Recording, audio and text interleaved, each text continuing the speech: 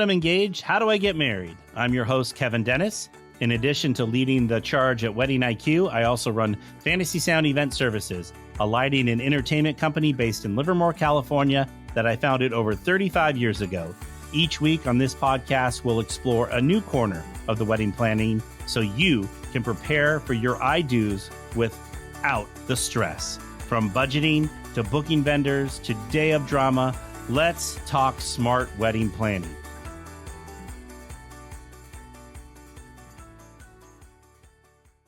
All right, folks, welcome to the very, very, very first episode of Now That I'm Engaged, How Do I Get Married? Brought to you by Fantasy Sound Event Services. So this is going to be our weekly, our weekly podcast that we're going to be putting out. And the whole goal of our podcast is to educate and help our couples get married, because it's in our name. Now that I'm engaged, how do I get married? Because that's kind of the question I think people ask themselves is once they get engaged, it's like, how the hell do I do this wedding? How do I plan it? What do I need to do? Than most people think it is. So yeah, 100% we are here agree. to help. All right. So I'm Kevin Dennis. I'm the owner of Fantasy Sound. And with me is August Yocher. Did I say it right? I'm working on your last name. No. Yocher. You added the H in there. Like, H is silent. I did. Damn it. We'll get there. All right. Yoker, like Joker. See, I'll remember it that way. Yes. All right. So August comes to us. She's brand new, kind of not brand new anymore. She's been with us for 5 weeks, and she's our new brand manager here at Fantasy Sound. And so she'll be co-hosting with me and coming on from time to time as we do our weekly podcast. So she's really excited to be here as well. At least I think she is. Oh, I'm so excited. And for everyone listening, this is my first time doing a podcast ever. So excited for a couple different reasons, but I think this will be really fun. I'm an old grizzly veteran at this. I've been doing this forever. I was going to say, you're doing this all the time. So yeah, definitely a newbie at this. Yeah, we'll have fun. So, all right. So we said we started it because we want to help. We're going to be bringing on industry professionals, like florists, photographers, different things to help couples, get better ideas and to help with the planning of their wedding, and just it's all about sharing and caring and developing a community, when we're putting all this together, because, and just want to let couples know that they're not going through it alone, because sometimes it feels like, you're all alone at this planning thing, and you have all these. Yeah, you have all these like people reaching out to you, wanting, giving you advice. That's the biggest thing. So many people. It can be extremely overwhelming. And I know we'll get into this a little bit later, but I did used to be a wedding planner. And honestly, getting into the industry, and one of the biggest things that I learned over the years is that do not assume that people know how weddings work or what goes into them. I feel like talking about my job with a lot of my friends, they really don't have a lot of education on the subject. So like Kevin said, we really hope this podcast gives you a sense of community and support, not only from us and other industry professionals, but also from each other, newlyweds. Correct. And there's always going to be this one bridesmaid. When you said that, and it made me think of that this one bridesmaid thinks that they're the expert and knows everything about the wedding industry, and they really don't. They really don't.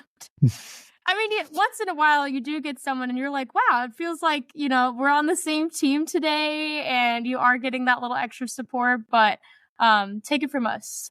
We're going to bring you in the right direction. Just because they got married one time, they don't know. Especially because everybody gets married at different venues, and every venue has different rules and different ways they do things. And just because you did it at your wedding one way doesn't mean we're going to do it. Yeah, it's not one size fits all, not even close. No. So, all right. So a little bit about, or should I say a little bit of how we got Fantasy Sound, where we got here and how we're doing? Yeah, absolutely. Okay. It's like, so who are you? What are you doing? Yeah. Well, so I started Fantasy Sound in '89 when most of our couples weren't even born yet. Myself included. Yep. Nope. I've been at this for a long time. So I started it because I was a nerd in high school, and I wasn't very good with the ladies. And I noticed by going to the school dances that the DJ got oh the my attention. God. I did not know this was yeah, you had no idea? No, okay. This is amazing. So I literally became a DJ because I wanted to meet girls. So that's and it worked. At least you're honest, you know? Yeah, no, I was totally because I'm still a nerd as it is today. I don't think I'm cool in any way, but I think that it's it worked back in the day. But so back then in the day when I was in high school, obviously I was doing like more high school youth events and as well as doing high school dances and then how I started Fantasy Sound is because I was working for my neighbor and I was basically like his roadie. I would set up for him. Sometimes I would do the first like 30, 45 minutes of the dance. You gained a lot of experience that way, I'm sure. Almost 2 years I did this for free. I didn't even charge the guy. I just was happy to be there having fun and happy I would get with the ladies. Oh, yeah. Well, I got to take the request at the dance and that's who they asking? They were asking me. And if they were nice to me, I got the requested. That's how it kind of worked. So, and if they were mean to me, it got thrown away. But anyway, but anyway, so that's literally how I started. And then so I was like trying to tell him, I'm like, well, maybe we should think about getting another DJ set up and I could start, you do a dance, I do a dance and we could, start making more money. And he looked at me square in the eyes and said, you're not good enough to do this. You'll never make it. I'm sorry, this is like the origin story. Yeah. This is how it all overcame it all to be where you are today. Not really overcame it all, but I was being dramatic. Yeah. So I said, screw this guy. And I went out and started working for other DJ companies doing school dances. And I was just banking all the money, buying DJ equipment as I went through it. And boom, started Fantasy Sound in February of '89. And the rest is kind of, it's kind of history. You didn't let the haters get to you. So no, I'm old enough that I was doing it with the vinyl. That's how old I am. So that's cool. We should bring that back. Vinyl's making a comeback. So I know, but I'm going to be honest with you, DJing with the laptop is way I can do. Yeah, it's not as efficient. No, it's just I could do 100 times more things. Like I can instantly turn a song instrumental, or I can do all kinds of crazy looping music. You can't loop music on vinyl. There is an art to vinyl. I used to come home from school and put on my headphones and mix and scratch and do all that kind of fun stuff. And now I don't. I do it and have fun with it at weddings. So anyway, but then we grew and grew over the years. And in '95, I decided I'm going to do this full time. And then we started, I met in '92, I met a lady that owns a catering company and then now owns 2 big venues in Pleasanton, California. And so I've known her since '92. So that's a long, and she used to call me the record spinner, and she'd look at me and she'd go, record spinner, I need you to figure this out. And I would go figure out how to do whatever, because this is before Google and before anything was going on. And I would call people and like, hey, I need to figure out how to do this or that. And I would just keep calling the good old Yellow Pages back in the day until I found someone that knew what I needed to do, or someone referred me to somewhere, and I'd get the information, go back to her and let her know how much it would cost us to do these kind of things. That's how I would spend my time during the week. And then boom, we would start producing these cool events and then to doing kind of what we're doing now. So that's amazing, because you kind of live through what it is to be a DJ through so many different time periods. So gaining a lot of experience. Well, and back then, like we used to do a lot of, like I said, school events, and we would do, I would bring my like turntables onto a boat, because a boat. Oh my goodness.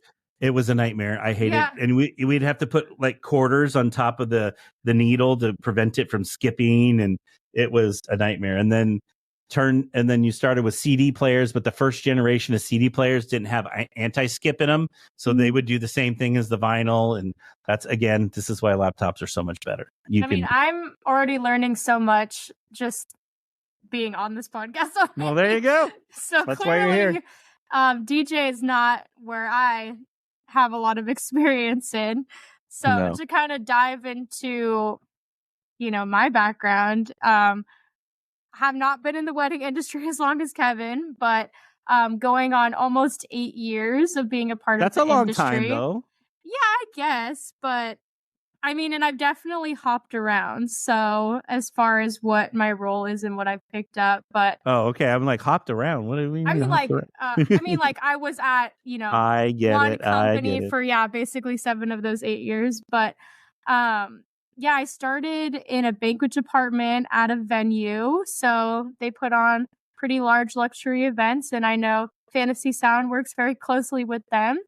But I was a server for a long time. And honestly, you learn a lot that way, just kind of observing, taking in what weddings are and how they work and how they function. And of course, I loved it, never left that job. So I kind of moved up a little bit, got into a banquet manager role, operation side of things as well. And then Woohoo! for the last couple years, I was a wedding planner.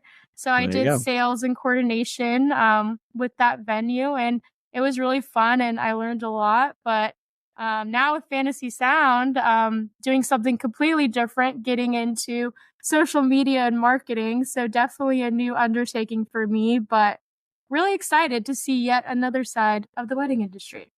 Yep, it's fun. It's a really fun industry. So those of you planning your wedding, you're going to really enjoy the process. Some of them even at the end of the process miss it, and they have like they go a little bit in the morning. They miss all the Oh yeah, I mean, the I planning always process. say like hospitality people are the best kind of people. We are party people after all. So well, we know how to throw a party. All that's right. true.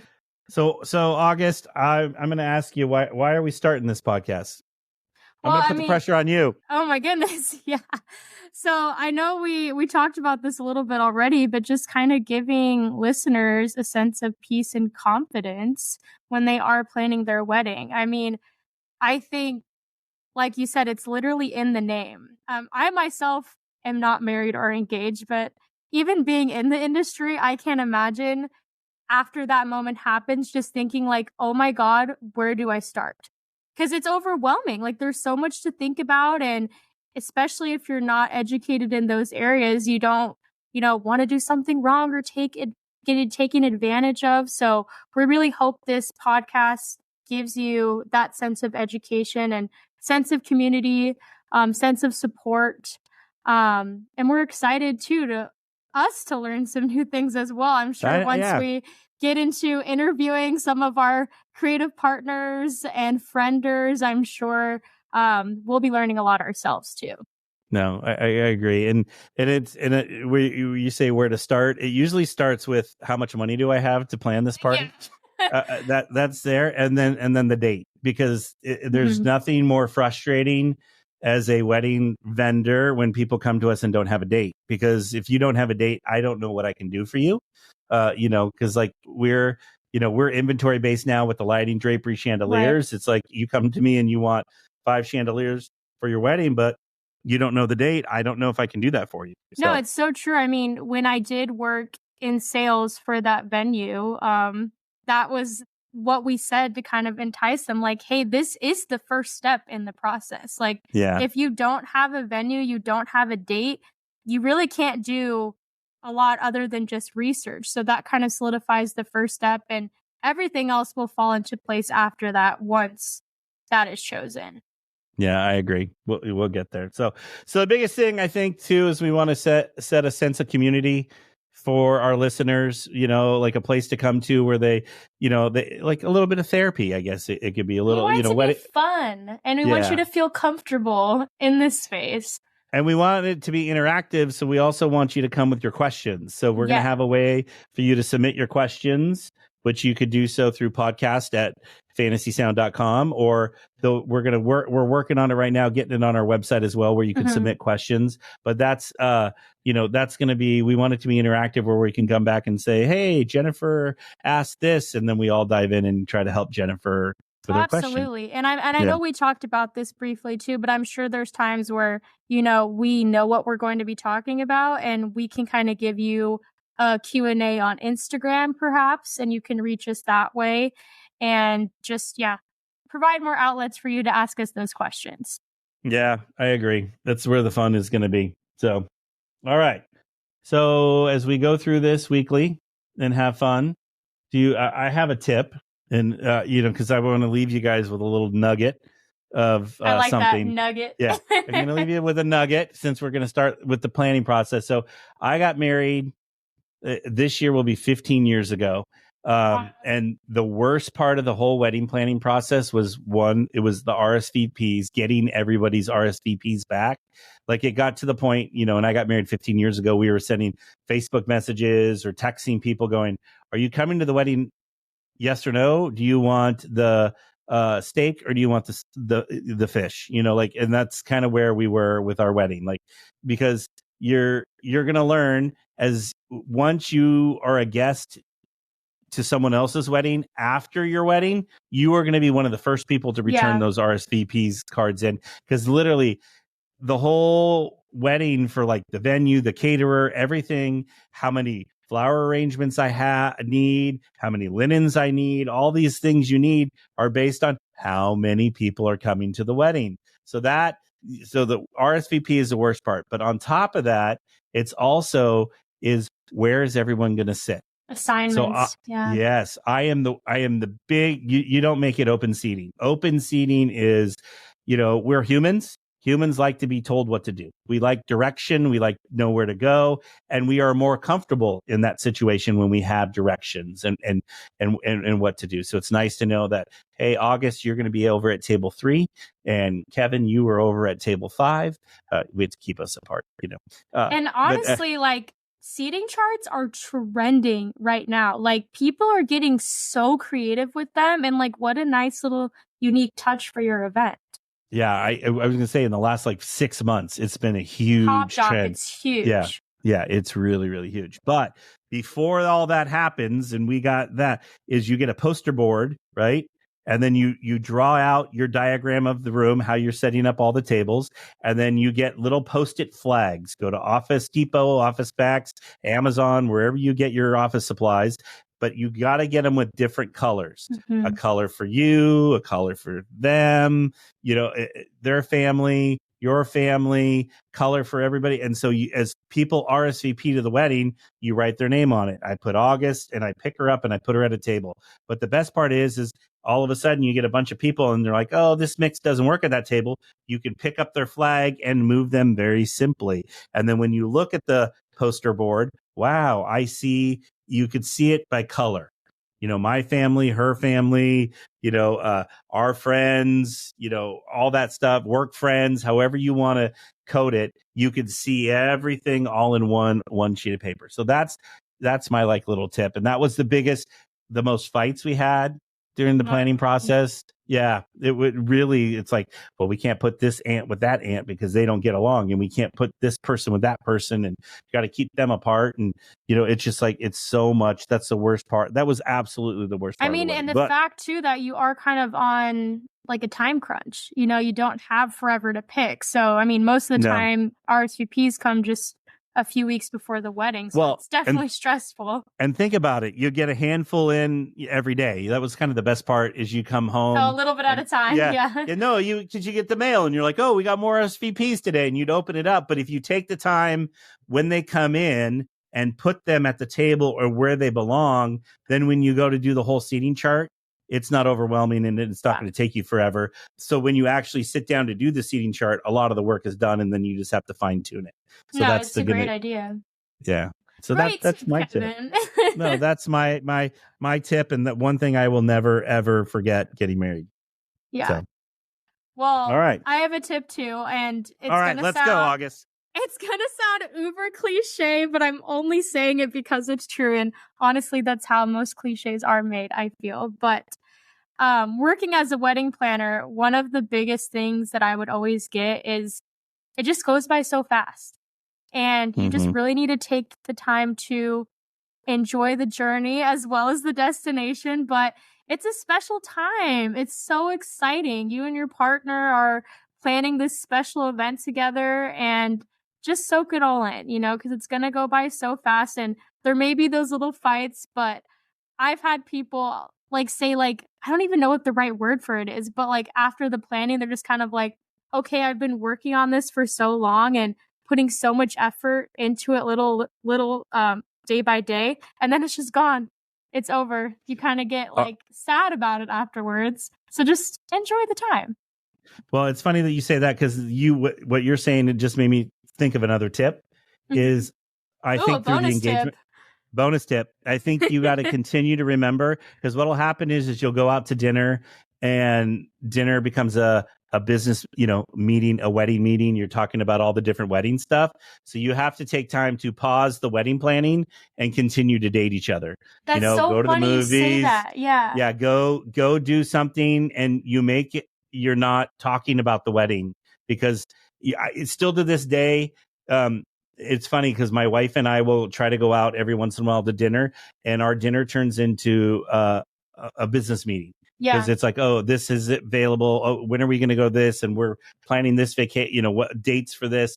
And I like told her recently that we have to stop. We have to stop that. And we need to take the time and go see a movie, go to dinner, and not talk about, we talk about our family, but not talk about, this vacation, and we got to get this person. Yeah, it's like no work talk. No, it's like, it's like we get our phones out, and next thing you know, we're in the calendar scheduling things and moving things around. So that's my other tip for you guys. That's great. Yeah. And it's so funny you say that too. And I'm sure we'll get her on the podcast at some point, but Miss Kelsey, she had the same problem, and I'd be hanging out with her, and her fiance at the time, Ryan, would be texting her about work stuff, and she said the same thing. They would have to plan dates where they were not allowed to talk about the wedding at all because it was just getting super stressful. So, and I think that's an amazing tip. That's great. No, yeah, it's one that I think gets lost in the production and the stress of it all. So yeah. Anyway, all right. Well, all right. I think we're gonna come to wrapping it up for episode 1. Yeah. Uno, number 1. We did it. I feel so honored to be here in this moment. No. Thank you for having me. No, I feel honored to have you doing all the crazy things that you make me do. So yeah. Check out our TikTok for all those crazy Kevin things. I just do what August tells me to do, and I don't ask questions, which I've learned which is an amazing system. Works out well. It's going to be the best part for us. So, all right. So we want to remind everyone is go and subscribe. That's important. Subscribe. And wherever you get your podcasts, we're going to be everywhere, even on YouTube. We're going to be there too as well. So you can see our beautiful faces, which I don't think mine's beautiful. August is very beautiful. No, you don't want to see anyone's face. No, but we're going to be there anyway. You're going to see us because you got to see how we're reacting and how we're doing the things. I think that's Kevin's half of it. many hand gestures. So, I know. I can't stop. I don't know what it is. He's don't talk with my hands. He's a storyteller. He but I don't do this normally. I don't talk with my hands a lot. I don't think I do. Are you nervous or? No, I'm just sitting here and I can't move. And I like to, Yeah. And I'm just stuck in this chair and I got to look at this camera, talk in this microphone. So anyway, we'll get there. The energy has to go somewhere. Yep. And then we're going to remind you guys to submit questions. So if you're struggling with something through the wedding planning process, we're going to encourage you to submit questions to podcast@fantasysound.com. It'll be in our show notes. It'll be there for you. But we want to submit your questions there. We're working on getting a link on the website as well where you can submit questions. And we'd love to hear your feedback as well. So, all right.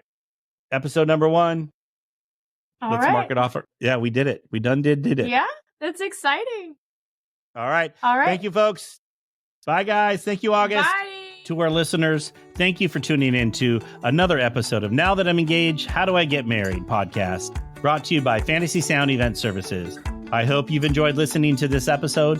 Please get in touch with me if you have a topic you would like us to cover, or if you are struggling with your wedding planning, please be sure to submit a question at podcast@fantasysound.com. I encourage you to check out our other episodes on Apple, Spotify, or wherever you listen to your podcast. And if you're a fan, we'd love if you would subscribe to the podcast and leave a review. It helps others find our podcast so they can learn from our guests too. And to everyone listening, happy wedding planning.